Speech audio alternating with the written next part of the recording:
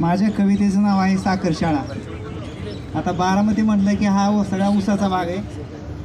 तर त्या ऊस तोडणीसाठी विदर्भ मराठवाड्यातून जे कामगार येतात त्यातून एक शाळा शिकून मोठा झालेला विद्यार्थी की मुलगा त्याच्या शिक्षकापुढे त्याचं मनोगत मांडतो. साखर शाळा. आठवतं का मास्तर जेव्हा तुम्ही दाखलेला खोपीवर आला.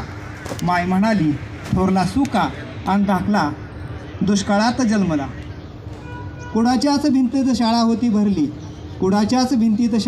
भरली. वाड वेचता कुसबोटात शिरली. आता मिळतील 4 पैसे म्हण माय उजळणी शिकली. आठवतं का मास्तर जेव्हा तुम्ही दाखला लिहिला खोपीवर आला. बा शासनाच्या योजनेसाठी दारोदार फिरला. नाळ कापल्या बाळाला पोलिओचा डोस पाजला. आणि शिळ्या आमटीचा भुरका मारून भाऊ माझा झोळीत निजला. आठवतं का मास्तर जेव्हा तुम्ही दाखला लिहिला खोपीवर आला. रातदिन बांधता उसाची मुळी.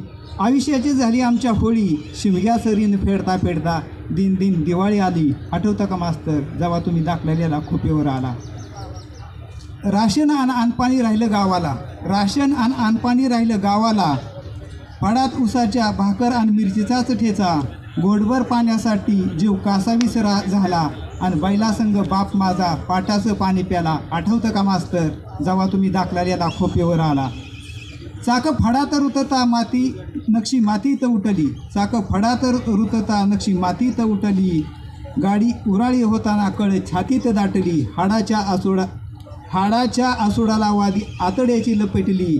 कष्टाच्या जीवाला ना साखर ना शिष्यवृत्ती भेटली. आणि आठवतं का मास्तर जेव्हा तुम्ही दाखला लिहिला खोपीवर आला. धन्यवाद.